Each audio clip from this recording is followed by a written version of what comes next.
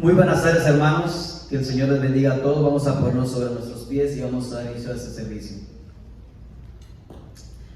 Bendito Padre Celestial, aquí estamos ante ti en esta tarde, Señor. Gracias, muchas gracias te damos, Señor, por una oportunidad más que nos das para venir a glorificar tu nombre, Padre.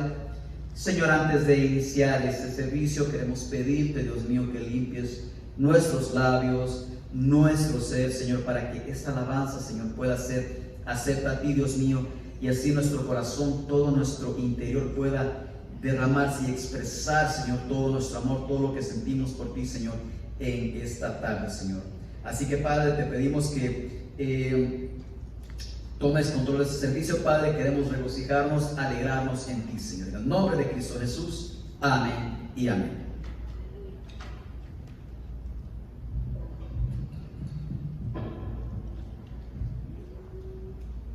Esta tarde va a ser una tarde muy interesante,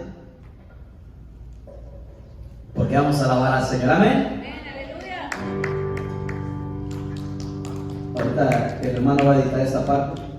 No tuvimos mucho tiempo para practicar, así que ustedes síganos, regocíjense en el Señor y esperamos que el Señor sea guiándonos. Amén. Amén. Así que vamos a cantar. Sus palmas. Vamos a cantar con la música del cielo. Vamos a cantar alegres porque escuchas cuando cantamos para exaltar tu nombre.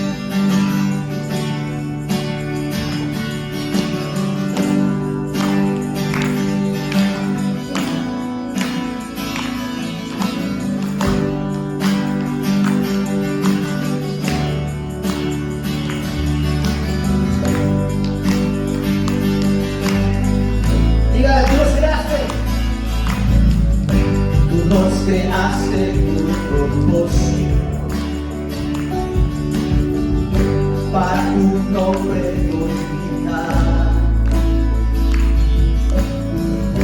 Y cada día sobre la tierra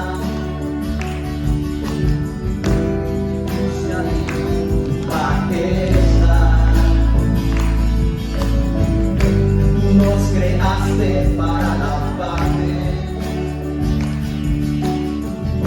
para tu gloria manifestar. Y cada día sobre la tierra anunciaremos la bondad. Queremos, Señor, queremos darte gloria y honor. Queremos darte adoración, queremos exaltarte por siempre. Queremos darte gloria y honor, queremos darte adoración, queremos exaltarte por siempre. Tú nos creaste, Señor, tú nos creaste por propósito, para tu nombre glorificar. Y cada día sobre la tierra proclamaremos tu majestad. Nos creaste para alabarte,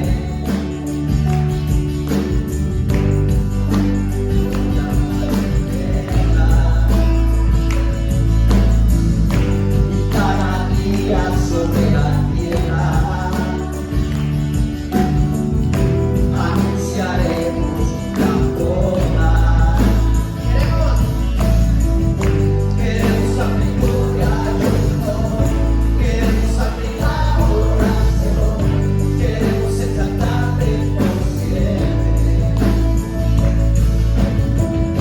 Queremos darte gloria y honor, queremos darte adoración, queremos exaltarte por siempre. Quiero cantar una vez más.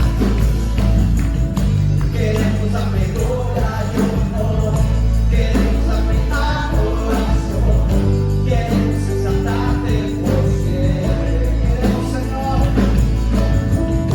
queremos darte gloria y honor, queremos darte adoración, queremos exaltarte por siempre. A tus pies rindo todo lo que tengo, Señor. Y mi devoción entera solo a ti te la doy. Queremos darte gloria y honor, queremos darte adoración, queremos exaltarte por siempre. Queremos darte gloria y honor, queremos darte adoración, queremos exaltarte por siempre,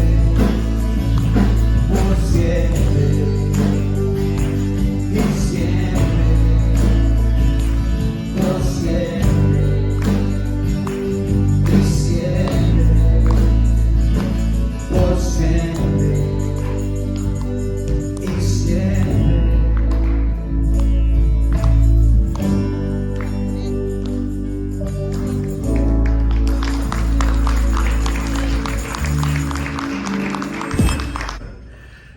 Bueno, hoy vamos a continuar, o más bien es el mensaje número 7 de la serie El Reino de Dios. El mensaje número 7 y el último. Hoy vamos a dar por terminado esta serie. Y por cierto, los jovencitos con nuestro hermano René se van a ir para aquel lado y nuestra hermana Zoila se lleva a los niños. Así que los jovencitos siguen al hermano René. Jovencitos nomás, ¿verdad? Como siempre. Entonces, es el último mensaje de esta serie. Solo espero que en esta serie usted haya sido de provecho para usted. Que usted haya aprendido algo nuevo sobre la palabra de Dios, que es básicamente lo que a mí mis deseos, ¿verdad? Que usted cada día salga de aquí con un nuevo conocimiento o reforzar alguna palabra que usted ya tiene, solamente reforzar el conocimiento que usted ya tiene. Si usted recuerda, hemos estado hablando los últimos 3-4 mensajes sobre las parábolas que se encuentran en Mateo capítulo 13. ¿Por qué? Porque fue lo que Jesús usó para hablar a la gente sobre el reino de Dios. Entonces recuerde que una parábola es comparar una cosa con otra, básicamente poner una cosa paralela a otra y buscar alguna semejanza, ¿verdad? Así que Jesús usó las parábolas para hablarles a las personas sobre el reino de Dios. Y inclusive Jesús les dice, ¿verdad? Dice, el reino de Dios es semejante ¿a qué? A una semilla de mostaza, a un grano de mostaza. Después dice, el reino de Dios es semejante a un mercader que se encontró una gran perla, una perla preciosa. Y después continúa diciendo, el reino de los cielos es semejante a un hombre que se encontró un tesoro en un campo. Y así él estuvo hablando de cosas que eran comunes para las personas en ese tiempo y que ellos al escucharlas las podían identificar fácilmente. Ahora solo había que hacer la comparación o la semejanza de lo que Jesús hablaba a lo que él se refería sobre el reino de Dios. Por ejemplo, después Jesús dijo, habló de la parábola del trigo y la cizaña, ¿verdad? La vimos la semana antepasada. Nuestra parábola el día de hoy va a ser la parábola de la red. Y así como la parábola la perla de gran precio y la parábola del tesoro escondido, recuerda que eran semejantes, tenían la misma enseñanza. Bueno, lo mismo va a ocurrir con la parábola de hoy, la parábola de la red y la parábola del trigo y la cizaña. Igualmente, ambas tienen el mismo mensaje, la misma enseñanza. Cuando Jesús empezó a hablar de las parábolas, recuerda que estaba toda la gente con ellos. Después, cuando la gente se había despedido, Jesús se quedó solo con los discípulos y es cuando le preguntaron, Señor, dinos qué quisiste decir con la parábola esa del trigo, de la cizaña en el campo. Jesús les dice, y les voy a parafrasear lo que les dijo en la parábola del trigo y la cizaña. Jesús dice, bueno, hagan de cuenta que el campo es el mundo y básicamente el trigo, que es los hijos de Dios, y la cizaña, que son los hijos del enemigo, conviven juntos.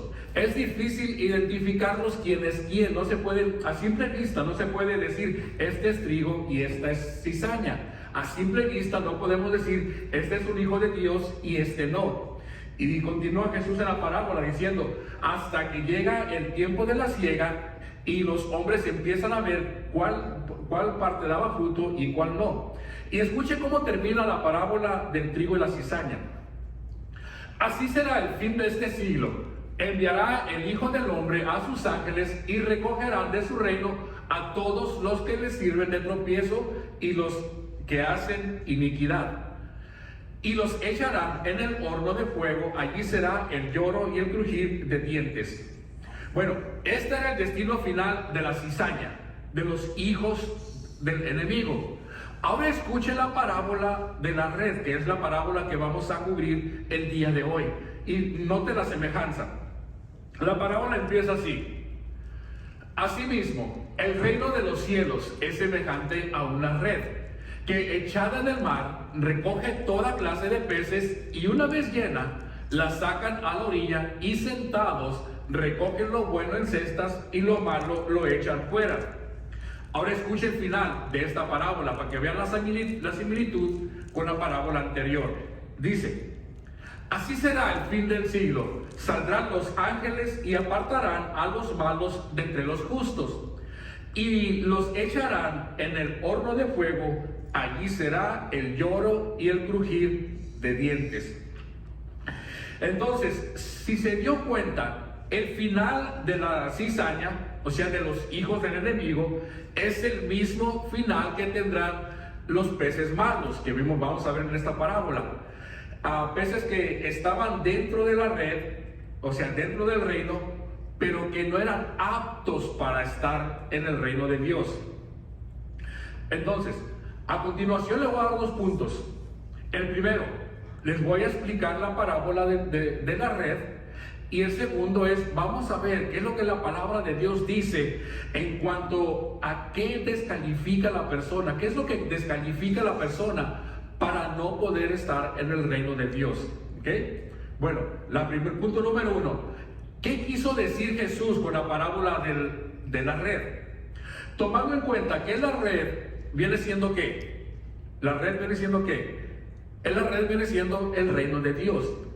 Por ahí usted puede escuchar algunos mensajes que dicen que la red es el evangelio. No, la red es el reino de Dios. Jesús lo dijo, el reino de Dios es semejante. ¿Okay? La red es el reino de Dios. Y luego vemos el mar. ¿Qué venía representando el mar? El mar vendría representando no a la iglesia, sino al mundo. Así como el campo en la parábola del trigo y la cizaña representa al mundo, el mar representa al mundo. ¿Ok? Y luego tenemos a los peces. Los peces representan ¿a quién? A las personas. Vamos bien, ¿verdad? Bueno, lo que Jesús dice es que cuando el pescador echa la red al mar, en realidad el pescador no sabe ni cuántos peces va a sacar, ni qué tipo de peces van a salir. Él simplemente, él echa la red y lo que él busca es sacar los más peces posibles. Él quiere sacar que su red esté llena. Aunque al final de la jornada o al final del día, el pescador sabe que va a llegar el tiempo en que se va a sentar a la orilla del mar. Recuerda que se sentaban, va a estar sentado a la orilla de la playa, y va a empezar a inspeccionar todo lo que traía en la red. Y va a decir, este pescado es muy chico, no califica, no se puede consumir. ¿Y qué va a hacer con él? Lo va a aventar a la basura o de nuevo al mar. Y entre tantos va a haber peces buenos, peces comestibles, peces que van a servir. Así que él sabe que aunque saque toda la red, entre ellos hay peces malos y peces buenos. Bueno, por eso dice, y una vez llena la red, la sacan a la orilla y sentados recogen lo bueno en cestas y lo malo lo echan fuera. O sea que aunque el pez ya está dentro de la red, quiero que entienda esto, aunque el pez ya está dentro de la red, no todos los peces son aceptados, no todos califican para estar ahí, podríamos decir. Por lo tanto, ¿qué es lo que hace? Se deshace de ellos, no sirven para nada los peces y no le dan ganancia al pescador. Eran puro peso inservible, que no servían los pescados. Ahora vamos a aplicar esa parábola al hombre, ¿ok? Fíjese lo que dice. Aplicándolo a las personas. Si la red es el reino de Dios y el pez es la gente, quiere decir que lo mismo ocurre con la gente en la humanidad.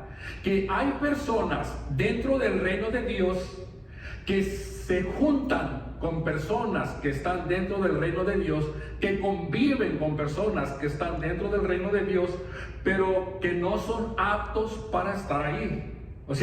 Hay personas dentro del reino de Dios que no pertenecen ahí, ¿ok? Que probablemente se están engañando ellos mismos y quieren engañar a los demás, pero como cuando venga la hora de inspeccionar, estas personas, al igual que los peces, van a ser echados fuera. ¿Okay? Quiere decir que si nos topamos con una persona que creamos nosotros que no pertenece al reino de Dios, quiere decir que yo la puedo correr o la puedo deshacer o la puedo sacar afuera. ¿Usted qué diría? No, ¿verdad?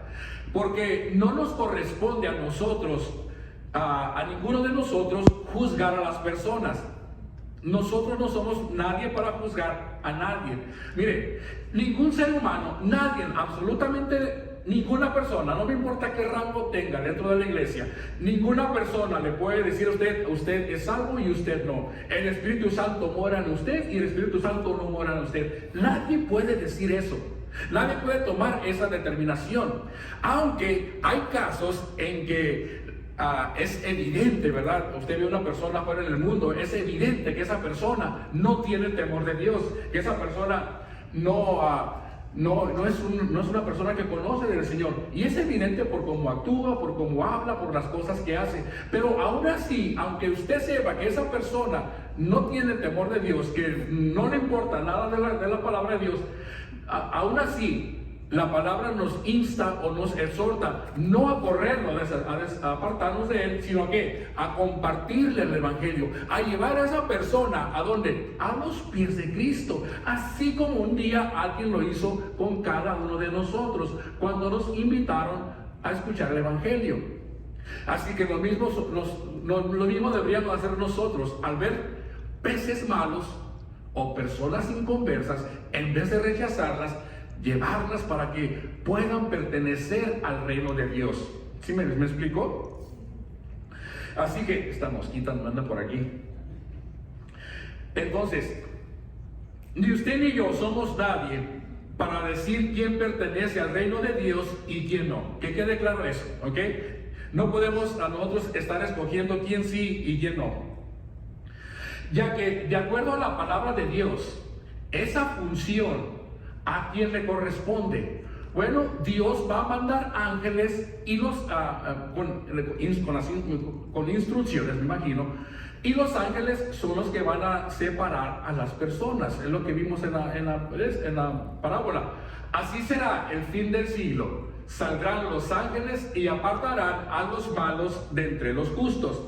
Así que cuando una persona le diga, tú no eres salvo, ¿qué te crees, ángel o qué? Los ángeles son los que llevan esa función. Ellos se van a encargar de separar los buenos de los malos, podríamos decir, los buenos de entre los justos. Ahorita voy a tocar ese punto. Pero tenga cuidado, ¿ok? De no confundirse. ¿Por qué? Porque los ángeles van a ser enviados 2 veces, ¿ok? Van a ser 2 veces enviados a hacer esa separación. La primera vez que Dios envía a sus ángeles va a ocurrir en el rapto. Esto viene en el 6º sello, a los 3 años y medio de la de la tribulación. Es cuando los ángeles vienen, creo que lo tengo aquí, Mateo 24:31. Es la primera vez que Dios envía a sus ángeles. Y enviará a sus ángeles con gran voz de trompeta y juntarán a quienes, a los escogidos. Recuerda que en la parábola a los que separaron, ¿a quiénes eran? A los malos. Aquí juntarán a los escogidos de los 4 vientos, desde un extremo del cielo al otro. Bueno, en esta ocasión, cuando estamos hablando del rapto, los ángeles solamente van a juntar a los cristianos, a los salvos. No van a tocar a los inconversos, a los que no tienen el temor de Dios. Con ellos no se van a meter, son los que se van a quedar aquí. En cambio, eso es en el rapto. En la parábola de la red, si se dio cuenta, Jesús especifica que la separación va a ocurrir ¿cuándo? Al final del siglo, después del milenio. Son 2 eventos separados.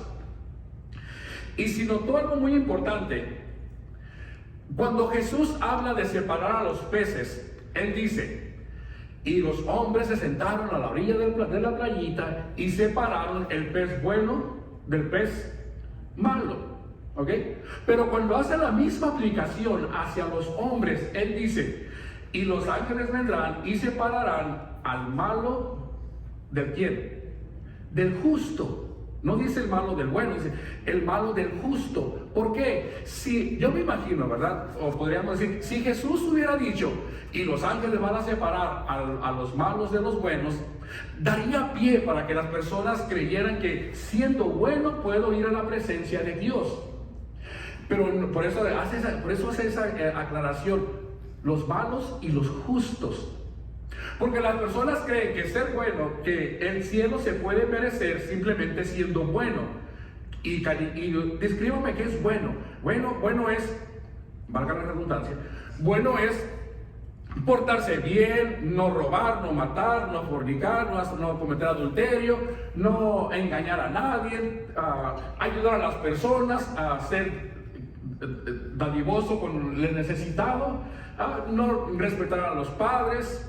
Entonces las personas empiezan a pensar que siendo bueno, haciendo todas esas cosas bien, ya son merecedores del reino de Dios. Por eso se aclara que no se trata de buenos y malos, sino está hablando de justos, ¿verdad? Aquellas personas que han creído y puesto su fe en Jesús. Entonces, si fueran entre buenos y malos, Jesús no hubiera, cuando en Juan 14:6, pues Jesús simplemente, él hubiera dicho, ¿saben qué? Pues yo soy uno de los caminos, yo soy una de las verdades y yo soy una de las vidas. Pero Jesús claramente especifica que Él es el camino y la verdad y la vida. O sea, no hay ninguna otra manera de poder llegar a Dios Padre si no es a través de Jesús. Así como el pescador. La meta del pescador es echar la red y agarrar los más peces posible. Lo mismo ocurre con Dios. Dios quiere que todo el mundo sea salvo. O sea, que todos los que entran en la red sean personas merecedoras del reino. Mire, porque esto es bueno y agradable delante de Dios, dice Pablo, nuestro Salvador, el cual quiere que todos los hombres sean salvos. O sea, en realidad Dios no quiere que haya personas malas, personas inconversas. Él quiere que todos entren al reino de Dios y vengan al conocimiento de la verdad. Pero sabemos que lamentablemente esto no está pasando. Miles y millones de personas rechazan a Jesús como su Señor y Salvador. Y muchos creen que después de esta vida, no sé si usted ha escuchado, dice, pues ¿para qué hacemos tanto? Ahora sí, cuando me muera es el final de todo. Ni hay cielo y ni hay infierno. Hay personas que creen que todo termina 6 pies bajo tierra cuando la persona está enterrada o ya está el cuerpo enterrado.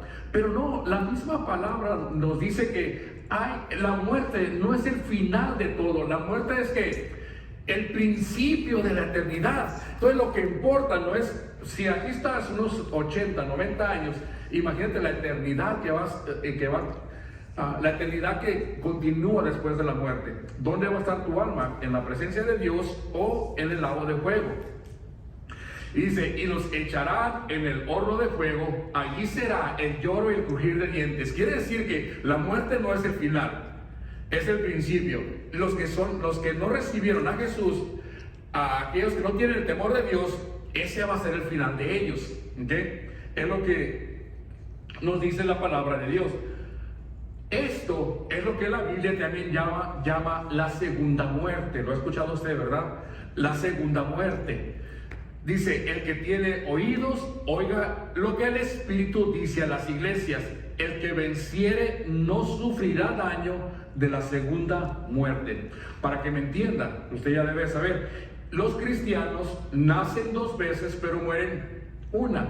Los no creyentes, ellos nacen una vez. ¿Y cuántas veces mueren? 2 veces. La muerte física, la muerte cuando el cuerpo deja de tener vida, y la segunda muerte es cuando ese cuerpo ya sin vida pasa a este lugar donde dice que va a ser el fuego eterno. Esa es la segunda muerte. Imagínense morir 2 veces, todo por la necedad de no creer en el Señor, de vivir una vida, de querer vivir una vida llena de placeres. Aquí es cuando nos podríamos preguntar, ¿qué es lo que descalifica a una persona para no pertenecer al reino de Dios? Si los ángeles venían y estaban apartando a los seres humanos entre malos y justos, ¿qué es lo que ellos miraban? ¿Qué es lo que descalifica a un hombre o al ser humano? Bueno, cuando Pablo le escribe a la iglesia de Corintios, recuerda, la iglesia de Corintios andaban patas para arriba, no estaban dando un buen testimonio, su testimonio dejaba mucho que desear. Y Pablo les dice a los corintios, oigan, tengan cuidado. Recuerda que en los corintios en la iglesia había un hombre que se estaba metiendo con la mujer de su papá. Pablo le dice, tengan cuidado. ¿No saben que los injustos no heredarán el reino de Dios? No se equivoquen. Ahí viene toda la lista. ni los fornicarios, ni los idólatras, ni los adúlteros, ni los afeminados, ni los que se echan con varones, ni los ladrones, ni los ávaros, ni los borrachos, ni los maldicientes, ni los estafadores heredarán el reino de Dios. Ahí tiene usted la primera lista de las personas que van a ser descalificadas para entrar al reino de Dios. Cuando Pablo, la segunda vez, cuando Pablo escribió a la iglesia de Galacia, también ellos, la iglesia de los Gálatas, se habían apartado del evangelio. Pablo les dice en el capítulo 1, versículo 6, le dice: oiga, Gálatas, me sorprenden realmente, me maravillan, me tienen asombrado de qué tan fácil se han alejado ustedes de aquel que los llamó por su gracia para ir detrás de ¿qué? De un evangelio diferente. O sea, Pablo estaba, ¿cómo es que si yo les enseñé la verdad del evangelio, el verdadero evangelio, ahora andan por ahí desparramados? Y de nuevo, Pablo les da a los Gálatas una lista de las personas que van a ser, que no heredarán el reino de Dios, a esa iglesia de los Gálatas. Y dice: manifiestas son las obras de la carne. Usted se da cuenta que muchos se van a repetir: adulterio, fornicación, inmundicia, lascivia, idolatría, hechicerías, enemistades, pleitos, celos, iras, contiendas, disensiones, herejías, envidias, homicidios, borracheras, orgías y cosas semejantes a esta. Dice Pablo, o sea, no es toda la lista. Hay más, ¿verdad? Hay muchas cosas que son semejantes a eso que le está diciendo, que te van a descalificar de entrar al reino de Dios, acerca de las cuales les amonesto, como ya les he dicho antes. La segunda vez, tercera vez que les repito, dice Pablo, que los que practican tales cosas, ¿qué va a ocurrir? No heredarán el reino de Dios. Quizás alguien piense: bueno, pues con esa lista, ¿quién va a heredar el reino de Dios? ¿Por qué? Porque a veces todos tenemos ira, nos enojamos, ¿verdad? A veces todos tenemos, a veces pasamos por envidias, nos da envidia de lo que la otra persona tiene, de lo que agarró, de lo que compró. O a veces hay pleitos entre hermanos, entre familia, y uno puede decir: bueno, pues con esa lista, ¿quién va a pasar?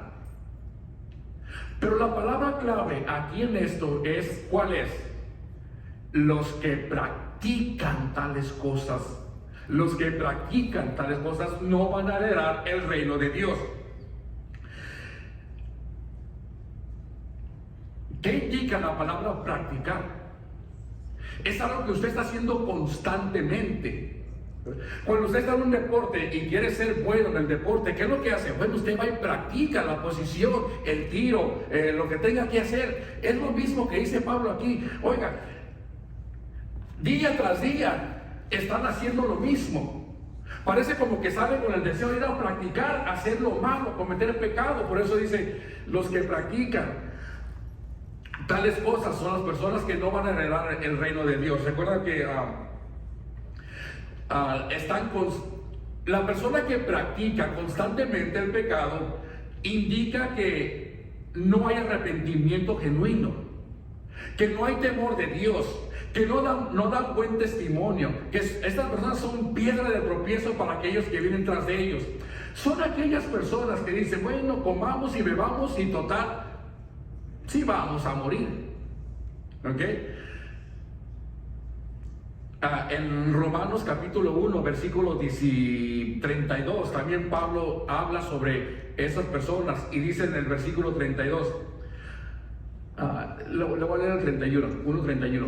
Dice: son personas necias, desleales, sin afecto natural, implacables, sin misericordia.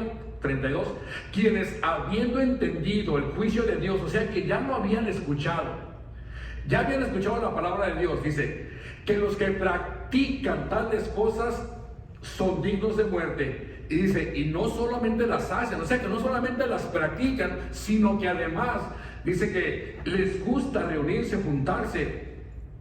Dice: se complacen con los que la practican. O sea que no solamente las hacen solos, sino que quien busca, quien más sea borracho, busca quien más haga orgías o cosas semejantes a esas, para reunirse a ellos y hacer lo mismo.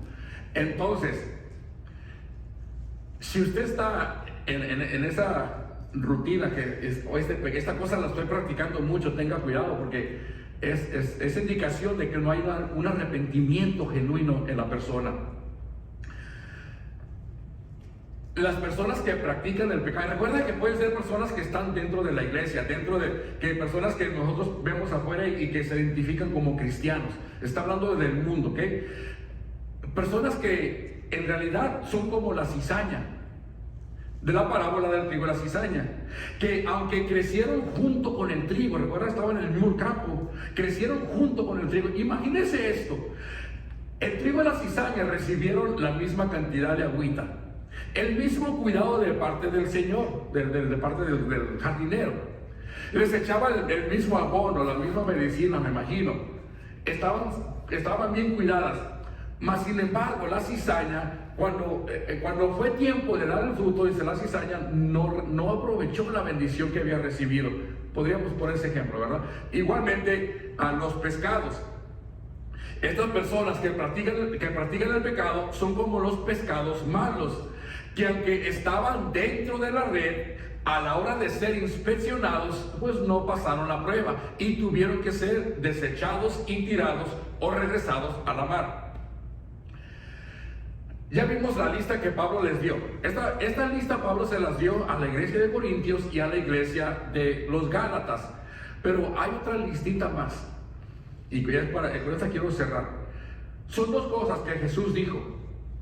La primera fue: entonces Jesús dijo a los discípulos, de cierto os digo que difícilmente entrará un rico en el reino de los cielos. Ahora, no es que ser rico sea un pecado, ¿ok? Lo que es pecado es que el amor al dinero. Cuando pones el dinero, cuando pones las posesiones, cuando pones las cosas de este mundo como prioridad o por encima de Dios, dice, ahí está el problema. El ejemplo lo podemos ver con el joven rico que tenía tantas posesiones que las prefirió a ellas que ir al reino de Dios, que venderlas y seguir a Jesús. Dice, porque la raíz de todos los males es que el amor al dinero. En sí no es el dinero, ¿verdad? Como dice mucha gente, dice, ay, el dinero te acaba. No, es el amor que le vas a poner al dinero. ¿Por qué? Porque donde está tu corazón, ¿cómo dice? Donde está tu tesoro, ahí está tu corazón. El cual, codiciando a algunos, fíjense lo que hizo el amor al dinero. ¿Qué pasó? Las personas se extraviaron de la fe. ¿Ve lo malo que es el amor al dinero? Por eso Jesús dijo que los ricos será difícil para que entren. Claro, no está generalizando diciendo que todo rico no va a entrar, ¿ok? En otra ocasión Jesús dijo, no todo el que me dice Señor, Señor, entrará en ¿dónde? En el reino de los cielos, sino aquel que hace la voluntad del que está en los cielos. En la alabanza, la última alabanza que tocaron, por cierto, le pido al grupo alabanza si puede pasar. La última alabanza que ellos tocaron, recuerda que al estar frente a ti, no me acuerdo la letra, pero algo así decía, ¿verdad? Aclamándote millones y millones. ¿Qué pasaría? Solamente póngase a pensar esto. Yo creo que todos anhelamos cuando llegue ese momento. Dios ya lo tiene preparado para cada uno de nosotros. Él sabe el momento cuando va a ser nuestro último día, nuestro último segundo aquí en esta tierra para ir a su presencia. Pero imagínense que tanto que lo anhelamos, tanto que lo buscamos, póngase a pensar esto, que usted llegue ante la presencia de Dios y usted vaya cantando al estar junto a ti y que de repente el Señor le diga, oye, ¿tú quién eres? Fíjese que diga, apártate de mí, nunca te conocí. ¿Sabe que eso puede pasar? ¿Sabe que muchas veces nosotros mismos nos podemos estar engañando, creyendo que simplemente por el hecho de venir a la iglesia, de cantar alabanzas, de cargar la Biblia, de asistir a los estudios, de hacer un devocional, cosas que cualquier persona puede hacer? Creen que ya pertenecen al reino de Dios. Pero debemos examinar realmente, examinarnos conscientemente de cómo está mi relación con Dios.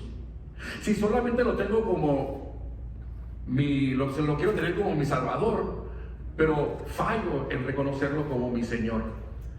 y no obedezco lo que Él dice. Imagínense qué triste sería, ¿verdad? Y peor si llegas en esa ocasión que llegues ante la presencia de Dios junto con tu esposa y la esposa sea la que se regrese. Cierto, ¿verdad? Y que uno de los dos sea el que Dios lo rechace. ¿Y tú quién eres? Debemos tener cuidado y meditar realmente en nuestra relación con Dios. ¿Qué es lo que estamos haciendo? Si realmente estamos dando frutos, si realmente hemos transformado nuestra mente, nuestro pensamiento, nuestro corazón, si se ha convertido en un corazón de carne. Necesitamos examinarnos y estar pues en ese aspecto bien. Hay personas que pueden decir, bueno, pastor, a lo mejor solamente lo dice para que nos asustemos, ¿verdad? Y vengamos más a la iglesia. En realidad no. Mi interés, bueno, lo que a mí me interesa es la salvación de sus almas. Que cuando usted muera, usted puede estar en la presencia de Dios, en un lugar lleno de reposo, lleno de tranquilidad, de paz. ¿Ok? Yo siempre les he dicho, la decisión que ustedes toman, o sea, la decisión es de ustedes. Ustedes deciden qué es lo que van a hacer. Saliendo de aquí, cómo van a actuar, cómo van a vivir su vida. Si realmente van a hacer las cosas de acuerdo a la voluntad de Dios o van a hacer lo que les dé su gana. Así que, porque yo no quiero, en mi persona, a mí me gustaría, ¿verdad? Yo sé que no soy perfecto ni nada de eso, pero a mí me gustaría que cuando yo estoy en la presencia, que cuando llegue a la presencia de Dios, que cuando Él me llame, Él me diga, bien, buen siervo y fiel, sobre poco has sido fiel, sobre mucho te pondré. Se entra en el gozo. Imagínense escuchar aquellas palabras e ir a la presencia de Dios. Entra en el gozo de tu Señor.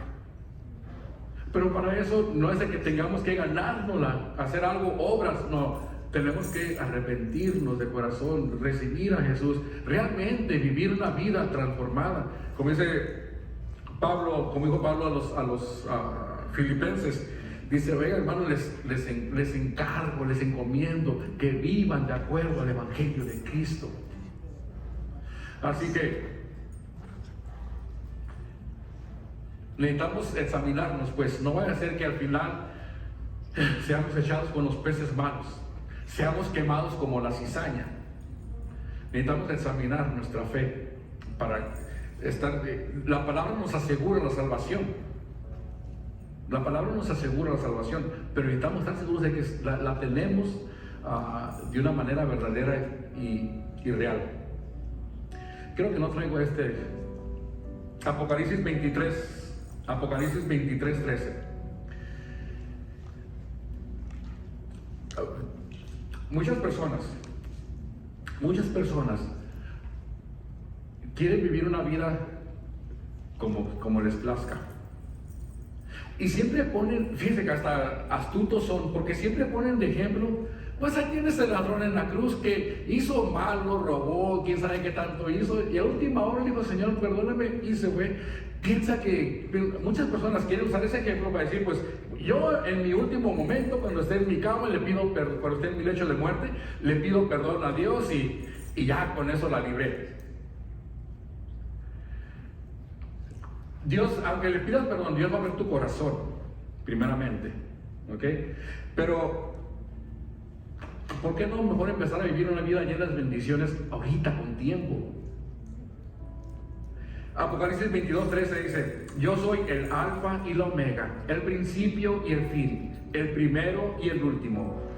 Bienaventurados los que lavan sus ropas para tener derecho, imagínense, para tener derecho al árbol de la vida. O sea, es un derecho que tú tienes, algo que Dios ya ha decretado para ti. Dice, para tener derecho al árbol de la vida y para entrar por las puertas a la ciudad. Así que la palabra misma nos clarifica, pues, que nos asegura nuestra salvación. Pero siempre tenemos que ahora estar seguros de que nuestra fe está puesta en lo correcto. Bueno, con eso terminamos la serie en el reino de Dios. De nuevo, ojalá haya sido de provecho para usted y pueda usted compartirla con algunas otras personas. Nuestra próxima serie, que vamos a empezar, no la próxima semana, pero la siguiente, va a ser en el libro de 2 de Corintios.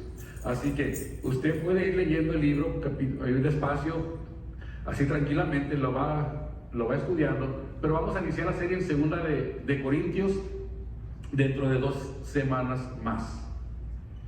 Así que lo invito para que nos acompañe y invite a personas a que vengan y escuchen la palabra de Dios. Amén. Padre, te damos gracias de nuevo por tu palabra, Señor.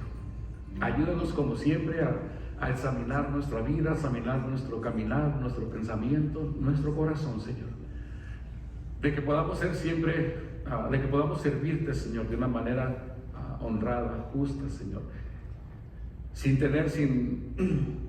Sin buscar el provecho de la situación o sin querer simplemente representar algo que no somos, Señor, querer engañar a las demás personas, sino que, Señor, que todos aquí queremos ser personas dignas de estar en tu presencia, Señor, de algún día llegar ante ti, Señor, y que tú abras las puertas para que nosotros podamos entrar, Señor, y alabarte y bendecirte, Señor, y estar con aquellos hermanos que ya están en tu presencia, Señor, y gozarnos todos juntos.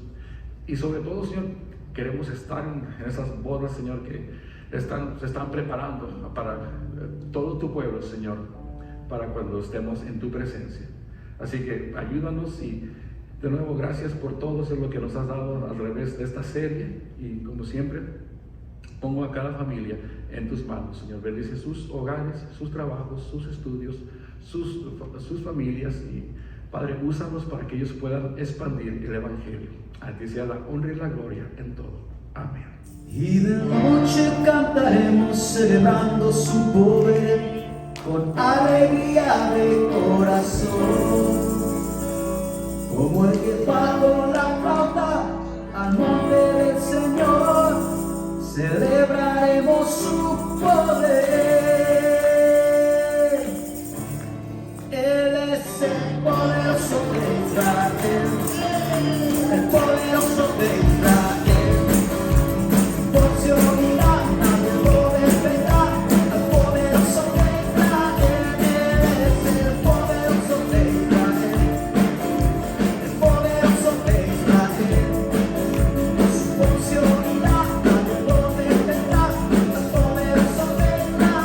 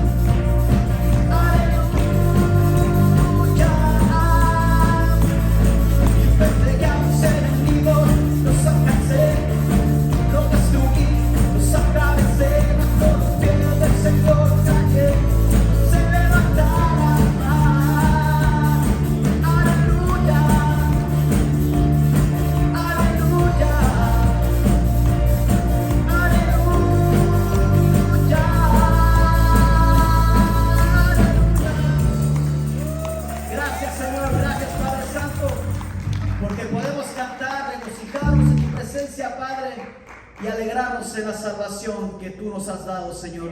Te pedimos, Padre, que nos despidas de este lugar, mas no de tu presencia, Padre.